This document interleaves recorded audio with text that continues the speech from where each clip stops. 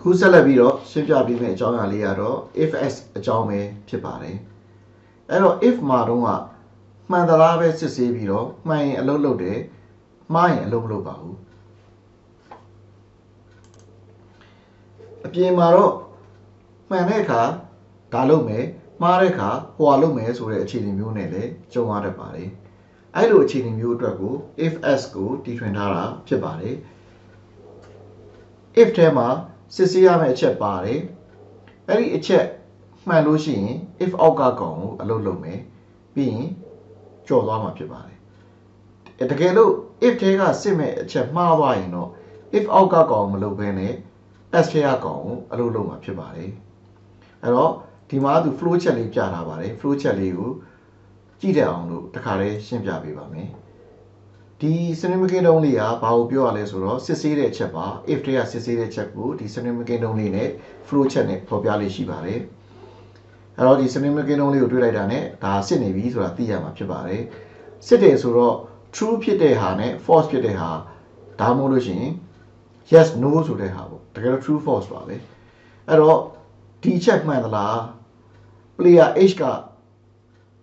ရှင်းနဲ့တူရင်တူမယ်ဒါမှမဟုတ်လို့ရှိရင်ကြီးရင်ကြီးမယ်အဲ့ဒါမှန်သလားမှန်တယ်ဆိုရင်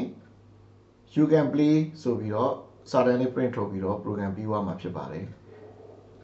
မှားသွားလို့ရှိရင် you cannot play ဆိုပြီးတော့ print ထုတ်ပြီးမှာဖြစ်ပါတယ်အဲ့တော့ if s ကိုသုံးခြင်းအပြင်ဒီလိုမျိုးနှစ်ခုတည်းကတစ်ခုရွေးချယ်ရတဲ့အခြေအနေမျိုးမှာအသုံးပြုရမှာဖြစ်ပါတယ်အဲ့တော့ if s ကို program လေးရေးပြီးတော့စမ်းကြည့်အောင်အခုဒီမှာဆိုလို့ရှိရင် x နဲ့ y နဲ့တူသလားဒါမှမဟုတ်မတူဘူးလားလို့ဒီ if နှစ်ခုကိုသုံးပြီးတော့စစ်ထားပါတယ် run ကြည့်အောင် x က7 y က7ဖြစ်တဲ့ချိန်မှာတူတယ်လို့အဖြေထုတ်ပေးပါလိမ့်မယ် y ကိုတန်ဖိုးပြောင်းလိုက်ပါမယ်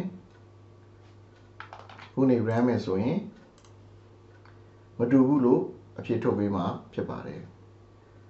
အဲ့တော့ဒီ code ကိုပဲပို့ပြီးထိရောက်အောင် if s နဲ့ရေးပါမယ်အဲ့တော့တူတာမဟုတ်ရင်မတူတာပေါ့ထပ်စစ်စရာမလိုတော့ပါဘူးအဲ့ဒါမျိုးကြလို့ရှိရင်ဒီမှာ s ကိုဒီလိုရေးရမှာဖြစ်ပါတယ် if မှန်လို့ရှိရင် if အောက်ထဲက space ချထားတဲ့ဒီ instruction တွေအလုပ်လုပ်မှာဖြစ်ပြီးတော့ if ထဲကစစ်တဲ့ချက်မှားတာနဲ့ဒီ s ကအလုပ်လို့ထအလုပ်လုပ်မှာဖြစ်ပါတယ် if မှန်ရင်မှန်မမှန်တာနဲ့ s အလုပ်လုပ်မှာဖြစ်ပါတယ်နှစ်ခုတည်းကတစ်ခုပဲအလုပ်လုပ်မှာဖြစ်ပါတယ်မှန်ရင် if ထဲကအလုပ်လုပ်မယ်ပြီးရင်ထွက်သွားမယ်မှားရင် s ထဲကအလုပ်လုပ်မယ်ထွက်သွားမယ်စမ်းရေးကြည့်အောင်အခု h နဲ့ y နဲ့တန်ဖိုးအတူတူ7ပေးလိုက်ပါမယ်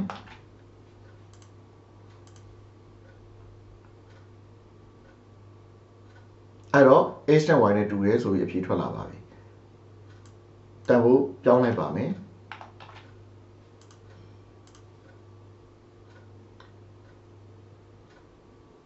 မတူဘူးဆိုတဲ့အဖြေထွက်လာပါပြီအဲ့တော့အလုပ်လုပ်တာချင်းအတူတူပါပဲဒါပေမဲ့ပို့ပြီးတော့စနစ်ကြတာကိုတွေ့ရမှာဖြစ်ပါတယ်အဲ့တော့အချို့နေရာတွေမှာ if s ကိုသုံးမှဖြစ်တဲ့အနေအထားမျိုးတွေကြုံရတတ်ပါတယ်အဲ့တော့နှစ်ခုတည်းကတစ်ခုရွေးကြစတန်းဆိုလို့ရှိရင် if s ကိုသုံးပြရမယ်ဆိုတာကိုဒီသင်ခန်းစာလေးနဲ့သင်ကြားပေးတာဖြစ်ပါတယ်အဲ့တော့ဒီ game လေးထဲမှာဆရာတို့ရေးမဲ့ game လေးထဲမှာ user စီက player စီကအသက်မေးမယ်မေးပြီးတော့အဲ့ဒီအသက်ကရှင်းနေတဲ့ငယ်နေလို့ရှိရင်ပေးမစော့ဘူးဆိုတဲ့ပုံစံမျိုးရေးမယ်ဆိုရင်ဘယ်လိုရေးမလဲအဲ့တော့ပထမဆုံး player h ကိုတောင်းပါမယ် player h ဆိုတဲ့ variable ကိုဖန်တီးပြီးတော့တန်ဖိုးဖတ်ထည့်ပါမယ်အဲ့လိုဖတ်ထည့်ဖို့အတွက် input ကိုသုံးပါမယ်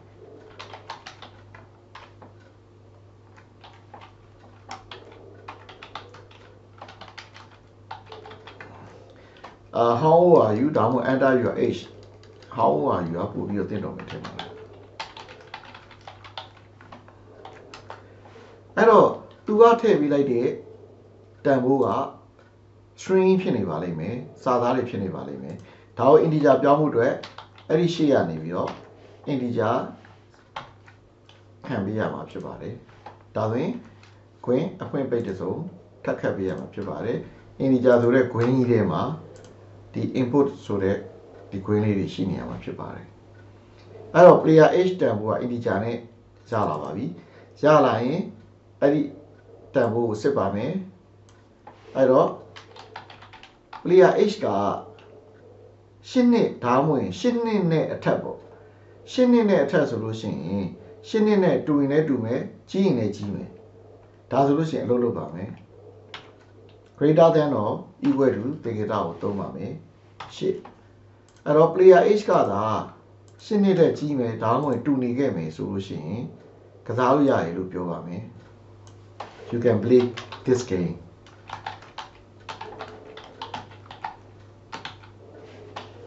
အဲ့တော့ပါဝါပြီဆိုတာ ਨੇ ကစားလို့မရဘူးလို့တန်းပြောလိုက်ရုံပါပဲစိတ်နေစရာမလိုတော့ပါဘူး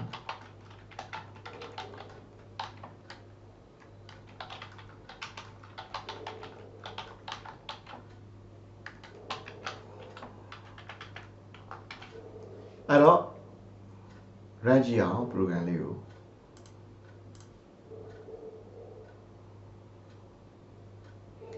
အဲ့တော့မှာမေးလာတဲ့နေရာမှာတန်ဖိုး5လို့ထည့်ကြည့်ပါမယ်ဒါဆိုလို့ရှိရင် you are too young to play ဆိုပြီးတော့အဖြေထွက်လာပါလိမ့်မယ်အဲ့တော့တန်ဖိုးကိုပြောင်းကြည့်ပါမယ်အဲ့တော့ how are you ဆိုတဲ့နေရာမှာ22လို့ထည့်လိုက်ပါမယ်ဒါဆိုရင် you can play ဖြစ်သွားပါပြီတခါထပ်ပြီးတော့သူစစ်ထားတဲ့8နှစ်အတိထည့်ကြည့်ပါဦးမယ်8နှစ်ဆိုလို့ရှိရင် equal to ပါတဲ့အတွက်ကြောင့် play လုပ်လို့ရတယ်လို့အဖြေပေးမှာဖြစ်ပါတယ်ဒါဆိုလို့ရှိရင် if s အကြောင်းကိုအခြေခံသိသွားပြီလို့ယူဆပါတယ် program တွေများများရေးရင်ပို့ပြီးတော့ပို့သိလာမှာဖြစ်ပါတယ်အဲ့တော့ဒီဗီဒီယိုလေးကိုကြည့်ပါကိုယ့်ကိုစမ်းပြီးတော့အချိန်ချင်းရေးကြည့်ပါတန်ဖိုးတွေပြောင်းပြီးတော့ထည့်ကြည့်ပါဒါဆိုရင်ကျွမ်းကျင်လာပါလိမ့်မယ် program ရေးတဲ့ချိန်မှာမလောပါနဲ့တချောင်းကြီးသေချာသိအောင်လို့အချိန်ချင်းစမ်းသပ်ပေးပါကဲအားလုံးကိုကျေးဇူးတင်ပါတယ်